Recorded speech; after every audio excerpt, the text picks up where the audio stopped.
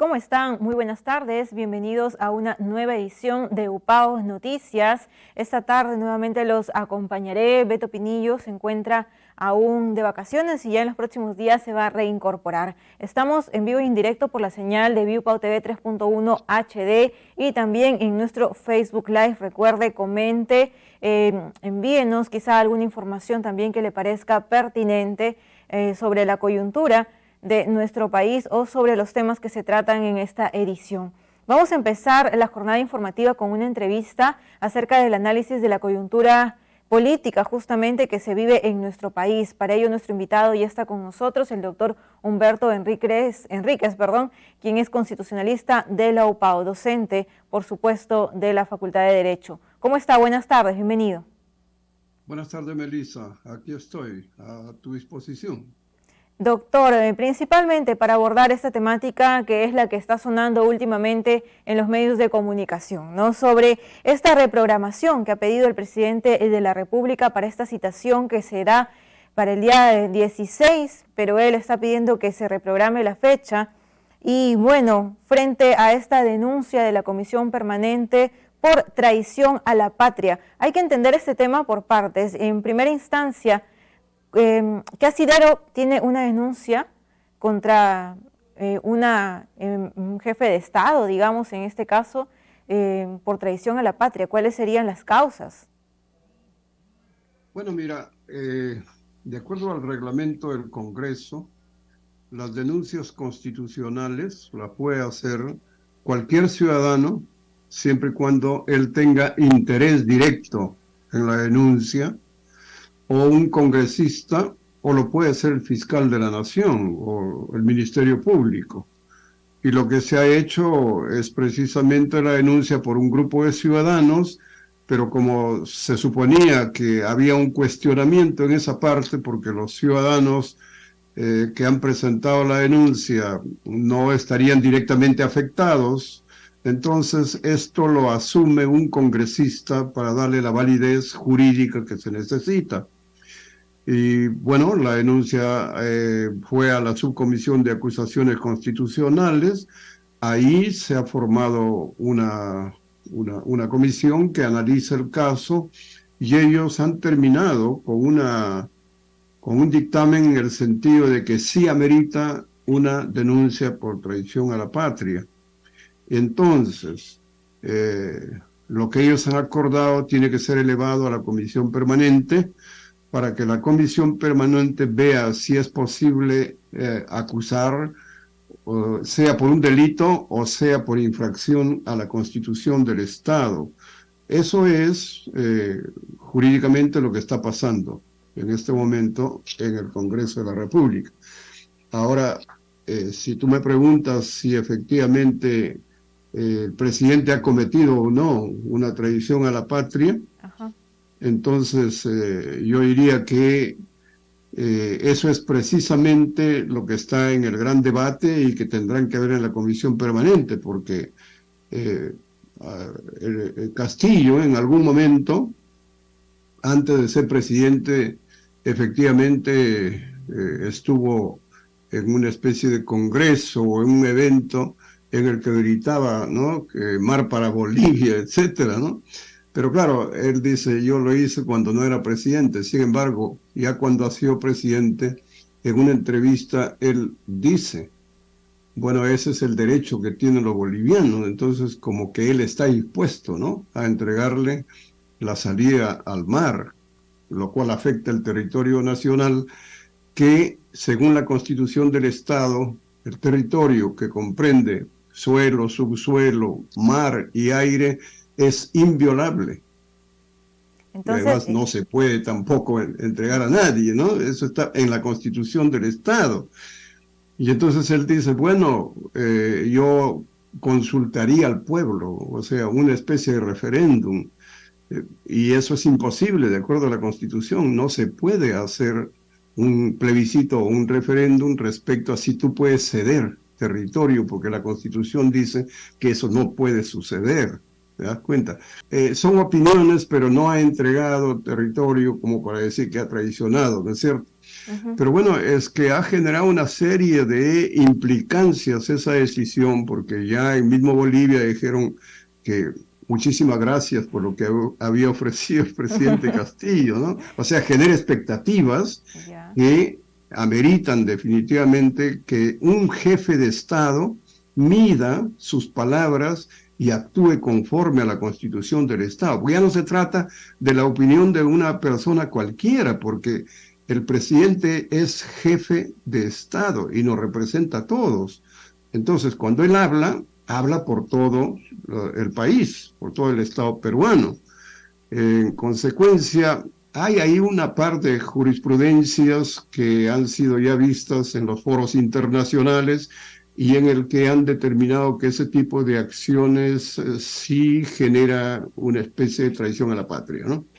Entonces, en resumen, por esta declaración que la dio de manera tan abierta, tan libre, sin, digamos, tener en cuenta su investidura de presidente, que en esa circunstancia representa la voz de todo el país, por este tipo de declaraciones, sin pensarlas, sin tomar a cuenta sus consecuencias, podría ser juzgado de manera constitucional por traición a la patria, es lo que entiendo según la explicación jurídica que usted nos está argumentando en estos momentos. Esto, si es que no pasa a mayores, si es que no es, no procede, digamos, en el Congreso luego de que ya se dé todo este procedimiento, de que ya la Comisión Permanente escuche, digamos, al presidente, sus descargos, voten y digan que no procede por alguna u otra circunstancia.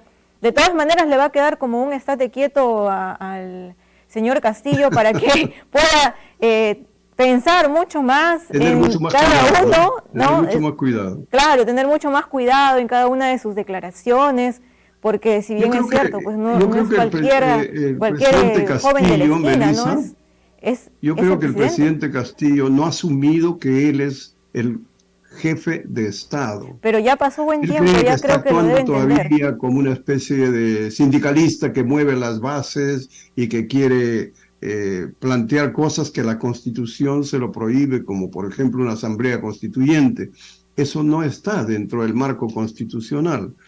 Y eso es precisamente lo que tú dices, ¿no? Recibiría una especie de advertencia. Cuando tú hables como jefe de Estado, Tiene que pues ser ten más cuidado prudente, en ¿no? lo que dices, Comportarse ¿no? ya como un jefe de Estado, ya ha pasado buen tiempo. Exactamente. Y incluso hasta cuando lo escuchamos, cuando se dirige a la población, cuando van a hacer alguna actividad del Estado, parece que todavía estuviera haciendo campaña por algunos instantes. Entonces yo creo que ya es momento de dejar de lado esta parte política e involucrarse un poco más en el trabajo que necesita nuestro país, ¿no? Ya prácticamente todo este tiempo que ha estado como presidente ha tenido muchos deslices, por decirlo menos, y no ha permitido tampoco esto que se enfoque en el trabajo que se necesita. Hay muchos problemas en el país, como por ejemplo la inseguridad ciudadana que se acrecenta a diario, perdón, que necesita tener una mirada también un poco más ya estricta,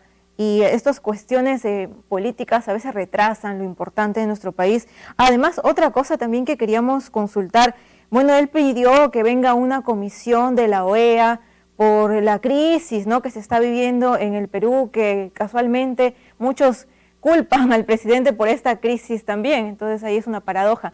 Pero, ¿qué implica que el mandatario pida que una comisión, una comitiva especializada de la OEA llegue a nuestro país, digamos, a ver cómo está la situación y ver qué soluciones plantear? ¿Qué quiere decir esto? ¿Cómo lo tomamos? Por eso, mira, Melissa, como jefe de Estado, él está pidiendo la intervención de la OEA que active la Carta Democrática, porque supuestamente él ha fundamentado de que aquí estamos al borde de un golpe de Estado, que el Parlamento al procesarlo estaría comentando una especie de golpe de Estado, cosa que no es así, porque de alguna manera esto se está ajustando a lo que dice la Constitución del Estado. Bueno, lo que han hecho la Comisión Permanente de la OEA es formar una comisión que venga in situ a analizar qué es lo que está pasando en el Perú. ¿no? Lo que esperamos es que esa comisión venga y tenga conversaciones no solamente con el Ejecutivo, también con el Legislativo, con el Ministerio Público, con el Poder Judicial, con la Defensoría del Pueblo, con los representantes de los partidos políticos, es decir, que tenga una opinión mucho más amplia de lo que le han informado, ¿no es verdad?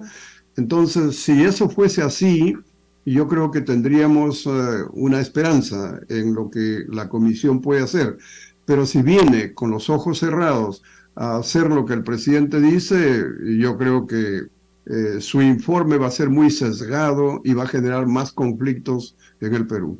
Exacto, porque esto es como digamos, como si el presidente estuviera haciendo un llamado de auxilio al extranjero, pero genera mucha inestabilidad más de la que ya tenemos, mucha incertidumbre. Es como si el mundo, o le diera una mirada al mundo del país de demasiada inestabilidad, de crisis, que bueno, sí se está viviendo, pero no en la medida en la que se da este mensaje al exterior. Y eso pues nos va a afectar de muchas formas, ¿no? Ya estamos afectados económicamente por la pandemia, la guerra, diferentes situaciones, más esto quizá agrava la crisis y quizá el problema está, la solución está peor que el problema, o la presunta Bueno, solución. sí. Bueno, sí, pero ahí también hay que ver el marco en el cual se está realizando esta acusación por traición a la patria, porque eso está dentro de los objetivos del Foro de Sao Paulo, ¿no? Y tú sabes que ahora casi toda América se ha llenado de gobiernos De de esa izquierda. tendencia. Ujú.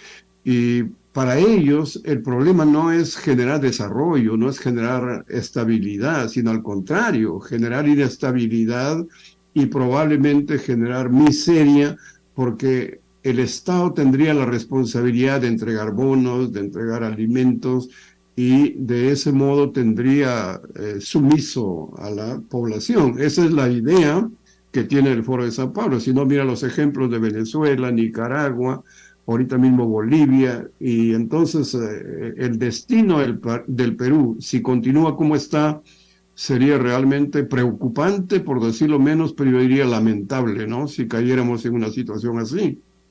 Ojalá no suceda. Y doctor, entonces vamos hacia el otro lado, ¿no? ¿Qué pasaría si es que sí procede esta denuncia constitucional por traición a la patria? ¿El presidente podría ser vacado? Mira, aquí hay dos cosas. Primero, que la acusación es por el delito de traición a la patria.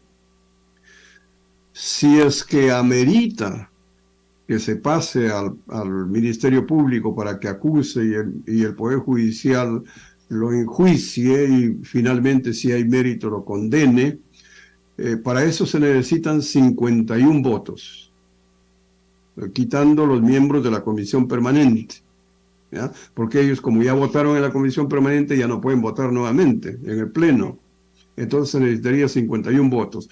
Pero si el Congreso eh, entiende que lo que el presidente ha cometido son infracciones a la Constitución porque está yendo en contra del mandato expreso de lo que la Constitución dice, entonces podrían definitivamente suspenderlo o, por 5 años, como ha planteado la Subcomisión de Acusaciones Constitucionales, para que no ejerza ninguna función pública, pero para eso necesita 66 votos que no sé si lo logre el Congreso, ¿no? Porque tú sabes cómo están las votaciones en el Congreso, Sí, hay bastante todo fragmentado. una situación complicada porque se habla de los niños que han sido comprados, etcétera.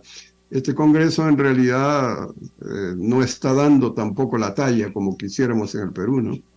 Tampoco, tampoco. Y bueno, esperemos que suceda lo mejor para el país, ¿no, doctor? No sé si tiene algunas impresiones finales antes ya de culminar la entrevista.